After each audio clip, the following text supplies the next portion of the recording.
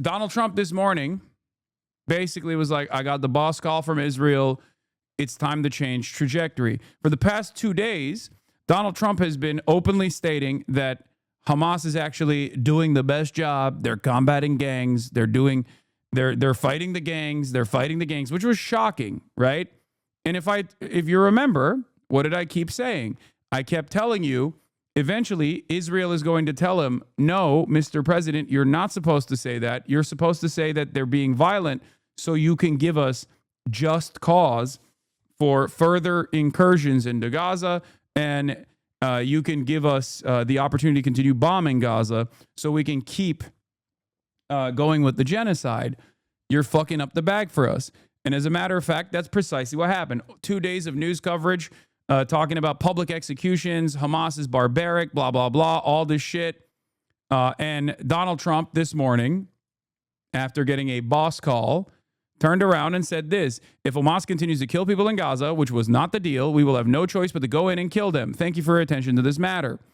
Now, this was from 2 hours ago. Seamus reports the commander of an IDF organized militia in Beit Leha, an ethnically cleansed city under full Israeli occupation, is claiming that Hamas is now massacring hundreds of children, women, youths, and elderly people with RPGs, and calls on Trump to intervene to protect Gazans. This obviously is not true.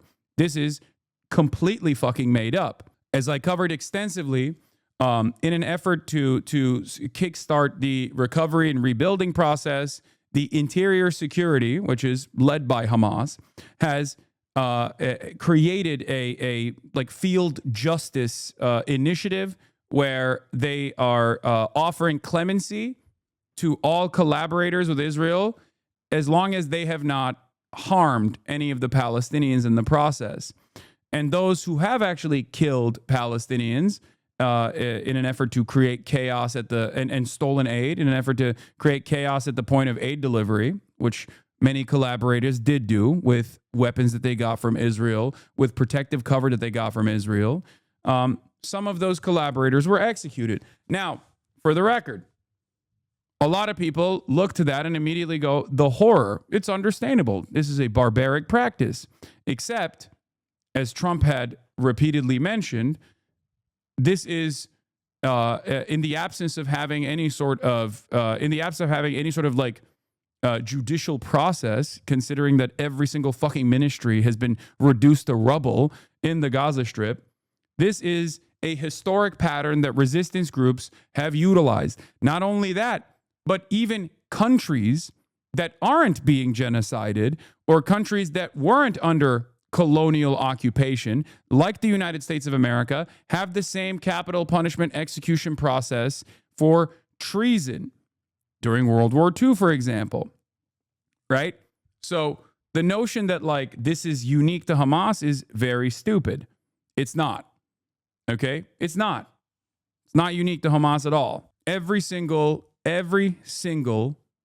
resistance group that has ever existed, from Jewish partisans during the Holocaust all the way to the IRA, the ANC, the FLN, every single formation of militant resistance has done something similar, sometimes even far more brutal practices. Okay? As I covered extensively the other day. Having said that, of course, Israel wants to, one, foment discontent and disarray in the Strip by utilizing collaborator gangs, some of which are ISIS affiliates, some of which are clans that are that have like long-standing tribal drama and conflict with Hamas and other factions as well. Israel wants to make it seem as though this is a civil war. It is not. Okay? It is not a civil war at all. This is just Israel-backed groups trying to fuck shit up and actually stop the recovery and rebuilding process and create chaos. Not only was this acknowledged by the Trump administration for the past 2 days, that didn't stop Israel from obviously continuously claiming that this was a civil war and Hamas was like murdering babies or whatever. Donald Trump has finally gotten the boss call from Israel and has decided This must stop. Headlines have moved off of Hamas killing gangs in Gaza to news of public executions of said gangs, which through conservative outlets became twisted into simple dissenters and civilians being executed. Trump is now threatening to kill Hamas fighters if they continue. Okay? As I've said already, and I repeated this and I reiterated this position, the internal tribal council that still remains within Gaza that actually looks at all of the factional conflict amongst the clans, amongst the tribes within Gaza, has approached the situation under tremendous scrutiny and stated that what Hamas is doing is correct. Okay? There has never been a moment where resistance forces have fought against colonial powers under occupation or even a genocide where they haven't dealt with collaborators of said colonial entity in the exact same way, if not far more barbaric fashion. Okay? Just understand that. So, who knows where this will go, but it's not good. It's not good that Donald Trump is now changing his posture, especially considering that, this is the most consequential aspect of the second phase. And Israel is utilizing different parts of the agreement, cynically posturing as though Hamas is violating said agreement in an effort to violate the ceasefire altogether and go back to the genocide. This is where it matters the most. This is where Trump's statements and Trump's actions matter the most. Because as we have shown time and time again, the real spoiling party here is not Hamas. The real spoiler here is Israel. Always has been and always will be. And Donald Trump has to keep Israel in check to force Israel to abide by the previous negotiation standards that were set. The United Nations released a report yesterday criticizing Israel for lowering the humanitarian aid by half that was going into the Gaza Strip from 600 trucks to 300 trucks because Israel claimed that Hamas was not sending all of the bodies that they recovered. Hamas had said that this was going to take a while. Understandably so. So the two key factors remain: demilitarization and the captives that were slain being returned to Israel. Those are the 2 points that Israel will use to potentially go back to doing its unlimited genocide. What matters here, like I said over and over again, is whether or not Trump will allow them to do so. We shall see. Bonsberry reports, Channel 12 is reporting that Hamas has seized dozens of trucks and hundreds of weapons from Israeli-backed gangs in recent days. They warn that Hamas's success in seizing weapons will continue as long as the Israeli occupational forces repositioning proceeds beyond the yellow line. However, anonymous senior Trump advisor going around telling various media outlets, including Al Jazeera, that any attempt by Hamas to reconstitute itself in a way that threatens Israel long-term is a violation of the agreement. The advisors also have expressed the desire to provide a safe haven for anyone who feels threatened by Hamas, aka collaborators, beyond the yellow line, particularly in Rafah, where they expect the initial reconstruction to begin with a civil admin and local security. There's a predictable trend already emerging. Anytime the U.S./Israel sees something they don't like, they immediately go back to threatening genocide on Gaza. Regardless of it's actually a violation of the agreement, anything can be considered a violation to them. 2 Palestinians were killed by an Israeli quadcopter this morning in Khan Yunis. Government media office in Gaza. There are dozens of unidentified bodies among the 120 bodies we recently received from the occupation. Signs of hanging and clear ropes were documented on the necks of several martyr bodies. Channel 12 on Eitan Moore. Eitan returned from captivity speaking, reading, and writing Arabic with the Gazan accent fluently. We're really blown away by his level of Arabic. He writes Arabic like I write Hebrew. He reads books in Arabic, newspapers in Arabic. Director of the Palestinian Center for Prisoner Defense. All those arrested from the Gaza governorates since October 7, 2023, during the war of extermination, fall under the occupation's law of illegal combatant. Not a single detainee was charged or sentenced. All procedures carried out under a legal guise are formal and superficial measures that will not lead to any future outcome and serve to cover up the organized crimes committed against prisoners in the prisons. The characterization of illegal combatant or unlawful combatant is the same flimsy legal pretext for Trump's extrajudicial killings of civilians in the Caribbean, which most recently resulted in the killing of a Trini fisherman on Tuesday. The director of government media office in Gaza, large parts of the bodies we received are missing and not present, so we accuse the occupation of stealing their organs. The bodies of our people arrived in very poor and miserable condition. We have only been able to identify 6 martyrs out of 120. Our refrigerators can only preserve the martyrs for a week. Then we will be forced to bury them, said the director of the government media office in Gaza. Some of the most intense fighting has been between Hamas and the powerful Dogmush clan in a battle around an abandoned hospital here. We've spoken to members of the Dogmush family who say Hamas came to arrest 4 of them, accusing them of collaborating with Israel. They refused to hand themselves in and opened fire instead, and in the ensuing fighting, the son of a senior Hamas leader was killed. The Dogmush family say they are now victims of a revenge campaign by Hamas. An elder from the Dogmush family has told us that Hamas went on the rampage. Hamas began a systematic destruction of properties, resources and homes in a terrifying way. I can understand when the occupation bombs houses, destroys resources and private property, it seeks displacement. But what I cannot understand is this deliberate destruction and burning of homes. Other eyewitnesses have told Sky News Hamas destroyed several buildings in their battle with the Dogmush clan. There's a field, not execution, but a field kneecapping that they're showing here. That's why I can't show it to you. This video, first shared on Saturday, shows a man being shot in the legs by gunmen at a nearby intersection. And on Monday, videos emerged from the same place showing the public execution of several men. Sky News has not been able to verify the identity of the victims. The Dogmush family say at least 28 people were killed in the fighting.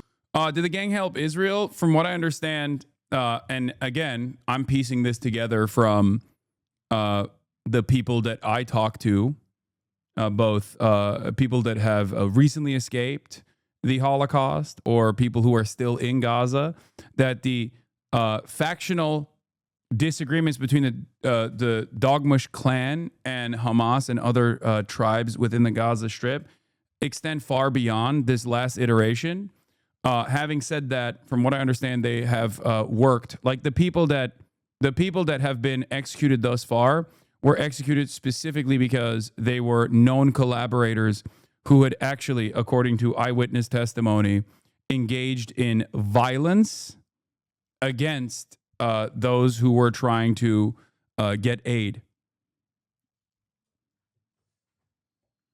The most intense since Israeli troops withdrew from half of Gaza. Hamas seems to be trying to send a message to its rivals as it tries to reassert its authority. The most famous, like the best way to figure this out for a lot of the Palestinians, especially, the best way to figure it out is whether or not Israel provides them with cover. Do they have Israeli weapons? Do they have arms that were given to them by the Israeli government? Do they get to work within the confines of Israeli seized territory, Israeli occupied territory? Okay. And out of all of the rival factions, the quote unquote fake rival factions that were propped up by Israel, the Dogmush clan is the only one that isn't firmly within Israeli controlled territory. Okay. All of the other ones like Yasser Abu Shabab's Popular Forces or the North Gaza, the new North Gaza Popular Mobilization or whatever the fuck they call themselves.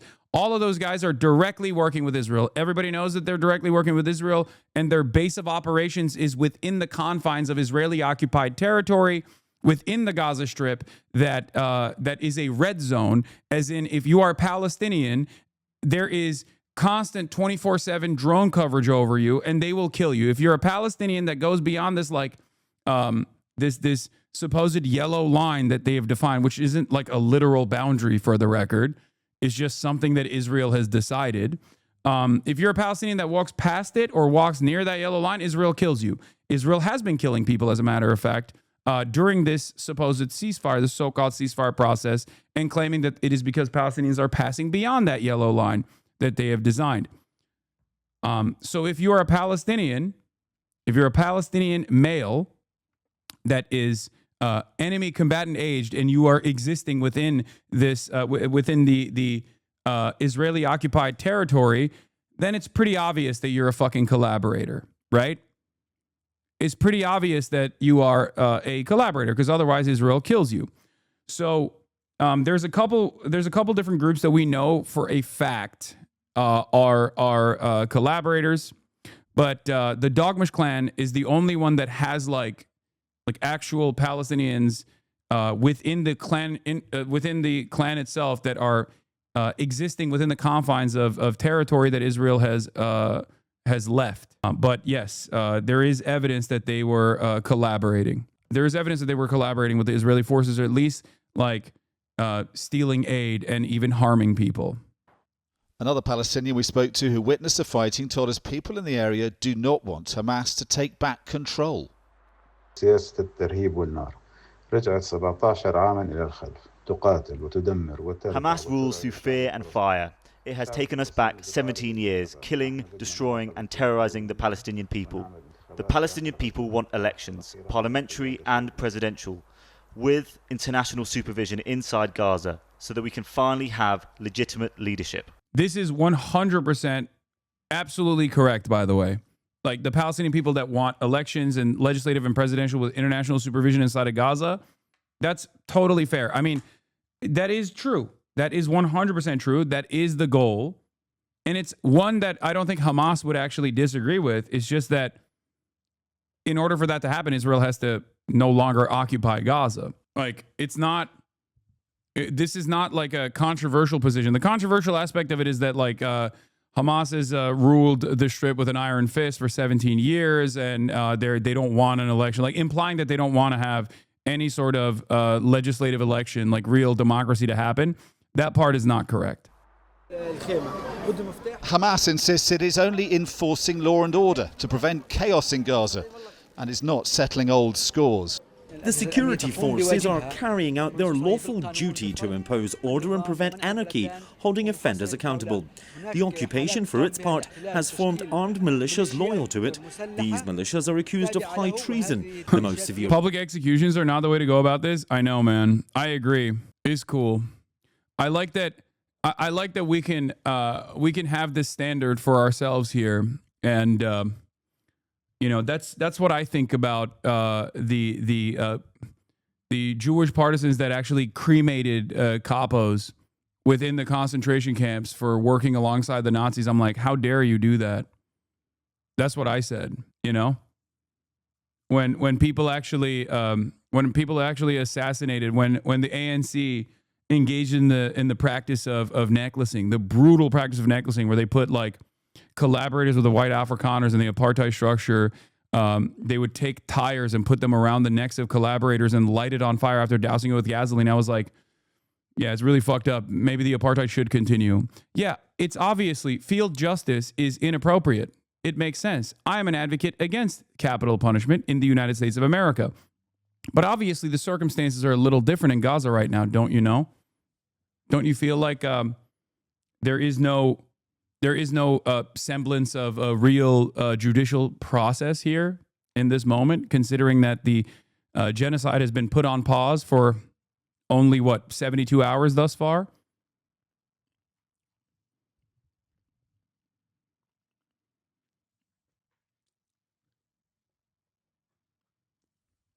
Don't you find it a bit odd that the people who are talking about this, are by and large Israeli envoys that not only are arming some of these clans in order to foment some kind of disarray, but also are the ones who are most responsible for the ethnic cleansing of all Palestinians, regardless of their creed or regardless of whichever clan they may come from? Don't you feel like it's very strange for anyone from Israel to make a big fuss about this? It's like, wow, how dare they kill Palestinian collaborators that collaborated with us during our genocide. The Shin Bet offered the Dogmush family financial and military support in exchange for participating in the fight against Hamas and providing security information to Israel. When they refused to cooperate, the Israeli army launched airstrikes. 30 members of the Dogmush family were killed in a bombing that targeted the Sabra neighborhood in southern Gaza City, while 20 others remain under the rubble. 28/9/2025, Anadolu Agence. Israel tried to weaponize aid, as was expected, and basically got other factions within Gaza to do what they claim Hamas was doing, which was intercept aid at the point of delivery, violently seize it from the Palestinians by killing them, and then use it as a way to draw in more support. They did that. That's what the collaborators and the compradors did. Charge in Palestinian revolutionary law. But President Trump's 20-point peace deal calls for the complete demilitarization of Gaza. And he's demanding Hamas gives up all its weapons before it's forced to. We have told them we want to disarm, and they will disarm. And if they don't disarm, we will disarm them. And it'll happen quickly and perhaps violently. This part of northern Gaza is still under Israeli military control, but in there, some Palestinian militia are setting themselves up, vowing to take on Hamas. In the north of Gaza, controlled by Israel, is the base of Ashr al-Amansi and his militia opposed to Hamas. Yeah. In the last 2 days, they've released videos showing off their fighters and weapons. Yeah, they get their vehicles from the UAE, they get their guns from Israel, and they're beyond the yellow line. So there's no confusion about who these guys are and what they are doing. Okay, the only one that's like up for debate is the Dogmush clan, because they exist within, from what I understand, they exist primarily within the territory that Israel relinquished control back to Hamas. And pledging to block Hamas's control of Gaza. Hamas, their commander says, is a terrorist movement. It is pretty funny. Yeah, that's funny that this guy's saying that. It's pretty funny because, like, they're not very good, these guys. So Hamas, from what I understand, just keeps seizing more Israeli weapons from them. Okay. They keep getting their shit pushed in, and then that allows Hamas to gain more weapons and more vehicles from these collaborators. And then what ends up happening is that Israel gets pissed off and says, like, how dare they? How dare they fucking take these weapons? They're gaining arms. I don't like that. It's like, okay, well, you shouldn't have given those arms to these fucking collaborators. Yeah, as I've talked about already, Hamas is refilling its stockpiles from Israeli weapons. Hamas has confiscated hundreds of firearms, dozens of vehicles, and loads of grenades and ammunition, in addition to substantial amounts of cash that Israel's been giving to gangs, clans, criminals, and collaborators in Gaza. Several clans are now handing their weapons over to Hamas, including Al-Majida, Dogmush, Magasib, and some Terabin, in addition to individuals deserting to Israel-run gangs and turning themselves in return for amnesty. Israel funded, Hamas took over. The loot taken from the clans. This is from Mako. Not just arrests and executions. Military officials confirmed that weapons, vans, and money transfer to Hamas opponents in the Gaza Strip fell into the hands of the terrorist organization. They fell in love with this plan, even though it was clear where it was going, criticized the military official. Another very funny thing that Hamas had done is Israel dropped SIM cards within the Gaza Strip. Okay? Israel dropped SIM cards all over the Gaza Strip in an effort to create collaborators, in an effort to gain information and access to the hostages. Hamas actually took those SIM cards, okay, their shadow unit Arrow took those SIM cards and activated them the day before the release of all the hostages, or the day of the release of the hostages, so that those the prisoners of war, the captives that Hamas had, could speak to their families, which is very interesting. Using the colonial entities' grand ambition to cause chaos and destabilization against them. Yes, Hamas intercepted funds that were sent to the militias from Israel and the UAE and just took the money. Yep, exactly. Here, this is one of the, Al-Qassam brigades made video calls to the prisoner of war families using Israeli SIM cards that had been placed by the occupation army at various locations of Gaza to gather intelligence about the prisoners of war. Hamas collected these SIM cards, activated some of them before the handover, and then used them to communicate directly with the families of the POVs. There are some interesting images of, like, families that are very excited to be able to finally talk to their family members that were in Gaza for the past 2 years. And there's just a fucking Al-Qassam brigade dude in a balaclava standing right next to him, waving at the Israeli families. Yeah, one of the prisoners of war, one of the captives, actually said that the anti-Hamas protest was staged by Hamas to move one of the captives from a dangerous place to a safer place as well. I read that, but I don't know if that's, like, valid. I don't know if that's, like, real or not. I read that too. I mean, it makes, I mean, obviously I believe the captive saying that like he was moved around during the protest. Like I definitely believe that, but I don't know if Hamas was the one who initiated the protest itself. I already covered this, the Palestinian Tribal Committee, the largest assembly of Gazan clans. I already mentioned that as far as their support for the field justice that Hamas is engaging. Yeah, here's one of the photos. After 2 years in captivity, Ram Breslavsky speaks to his family for the first time in a long time. Wait, is Ram the one who speaks fluent Arabic now? Is that the one? No. Is the Gaza Tribal Committee the closest thing that Gaza has to a central political entity right now? Yes, there is the resistance front, the different factions within the Palestinian resistance, and then there's the tribal council. And then there's obviously the interior ministries that they're trying to rebuild. Yeah, one of the captives actually learned to read, write, and speak Arabic fluently with a Gazan accent, as a matter of fact. That's what they were saying. Here's a video of him speaking to the PIJ before his release. اسمي روم براسلافسكي بن 7 أكتوبر 2023 سنتين. اليوم الحمد لله يوم الفرحة جاء. هذا اليوم اللي احنا بنروح فيه إن شاء الله. لن يعود أسراكم إلا بقرار من المقاومة شئتم أم أبيتم. After the release, Islamic Jihad posted a video from Ram Breslavsky film before his release. Following the prolonged starvation and abuse, they now posture as freedom fighters, but they are terrorists. Terror in Gaza continues to thrive even after the war ended. That's not half bad Arabic. Yeah, I mean, I don't know if he's like fluent or not. Maybe he just like, they taught him to say that. But yeah, that's, he sounds Israeli Hassan. He does not sound like a native speaker. No, that's not the one. That's not the one. That wasn't the one, chatter. There's another one of the captives that apparently learned to speak Arabic fluently. That wasn't the one I was talking about. They just probably taught him to say that. Anyway.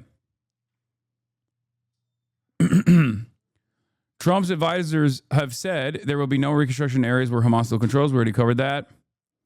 Israel, of course, continues to block and oppose any alternative to Hamas, so this seems part of their goal as described by its government to block reconstruction.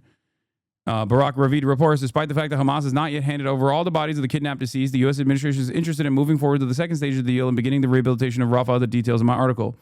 The rehabilitation of Rafah is exclusively designed by Western forces to present an alternative. They want to create like a Bantustan structure almost that is entirely controlled by Western interest and Israeli interest, in an effort to show Palestinians that there is like a more peaceful alternative if you collaborate with us. That's basically what they're trying to do, which in a weird, twisted, fucked up way, ironically is a perhaps more successful and much less violent way of showing a different alternative other than like brutal war and death and destruction, which is the only language Israel knows. The problem is, of course, everybody knows exactly what happens when you exist under Israeli occupation. Every Palestinian knows exactly what happens. Look no further than the West Bank. Its fighters will be dealt with as collaborators. And in the south of Gaza, also in the Israeli-controlled area, the stronghold of Yasser Abu Shabab. Yasser Abu Shabab is like the most famous one that I've covered quite extensively. Wall Street Journal opinion editorial writer Yasser Abu Shabab, who dropped out of second grade, is not literate in Arabic and certainly not literate in English either. He is despised by his own clan, by his own family, and is seen as like one of the primary collaborators with Israel. And he has run amok in southern Gaza with complete Israeli protective cover and still has a base of operations in Rafah, a real scumbag, drug dealer, and ISIS affiliate. Investigation revealed that Israel was helping Abu Shabab smuggle weapons, cars, and cash into Gaza. The IDF had no response to our allegations, but Abu Shabab's power is thought to be drawn from protection from the Israeli army. Yeah, he was disowned by his family, which you won't be hearing from. He was disowned by his family, but I suspect you won't be hearing that from Sky News. Control of a key aid route. The people of Gaza are now spared the horrors of war with Israel, but now face the spectre of a civil war instead. The United Nations says the fighting between Palestinians is hampering the effort to get aid in. We also need to be able to operate in an environment where our trucks and Fun fact, the group from the north just shown members were arrested by Hamas pre-October 7 for stripping down and robbing women in Gaza. Abu Shabaab freed them after October 7. Yeah, Abu Shabaab himself was also in prison for drug trafficking. Israel freed Abu Shabaab from prison. Abu Shabaab himself is a notorious drug trafficker in the Gaza Strip and was in prison before October 7. After Israel's genocide started on October 7, they literally fucking broke a bunch of these criminals out of prison and then immediately started working with them as collaborators, which they already had experience working with them to begin with, so it wasn't that hard. A lot of the gangs that are currently running amok in Israeli-controlled territory of the Gaza Strip are all guys like that.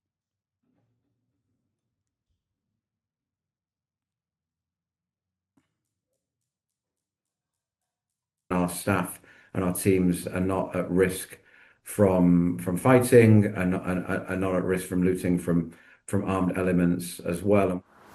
Under international law, Israel is responsible for all of Gaza, even the part it's withdrawn from. What isn't clear is how much it is deliberately stoking division between the rival Palestinian factions, aiming to divide and rule, as it has in the past. Either way, the spiralling violence underlines the urgent need for an international security force proposed in the Trump peace plan to be sent into Gaza. So far, there's little sign of that happening. It's pretty crazy that they just like don't even fucking mention basic facts about this stuff, even in the interest of like informing their audience, or it's just like so clearly one directional. Their coverage on this stuff is just like Hamas is not the party that is trying to desperately restore some semblance of order during the recovery and relief process, and it's actually all of these other gangs that are the real Palestinians that abide by the wishes of the real Palestinians. It's fucking crazy. Yeah. Side effect of Western media not mentioning that the gangs Gaza security forces have been battling are proxies of the IDF who support the full scope of Trump's plan. Trump sees the headlines that Hamas is battling gangs with no other info and thinks they're doing a good job. That was, of course, 2 days ago. And as I fucking told you, it don't matter because he got the boss call anyway. That was an accidentally based comment, except I told you it was going to eventually... Trump was eventually going to turn around and be like, okay, never mind. Actually, it's not good that they're doing this because Israel wants to use that as a new narrative. Israel wants to use that as a narrative, and Trump just didn't know any better. He was just like, nope, they're doing all right. Well, Hamas says it's handed over all the hostage bodies it can and needs specialized equipment to retrieve the rest. Senior U.S. advisors told CBS. What's so crazy about this is like the way that Israel is talking about this shit in an effort to very clearly restart the genocide was that this was negotiated. This was discussed in the previous rounds of negotiation where both Hamas and Islamic Jihad and all the other resistance groups literally said, yeah, it's going to be a little difficult for us to extract all of the fucking slain captives because they're under mountains of rubble alongside our fighters because Israel killed them. Israel bombed them. The fact that Israel knew that and still chose to use that is expected, of course. But this is something that I talked about ahead of time. If you recall, one of the things that I said was that the second phase of the ceasefire was going to be the most consequential phase. And that was going to be the phase where Israel tries to fuck it up and restart the genocide. And that the two things that we're going to use is like the demilitarization stuff that's still... up in the air, and also the extraction of all of the slain captives. So the very fact that Israel is using that is predicted, is expected. But once again, Trump has to make sure that Israel remains restrained here.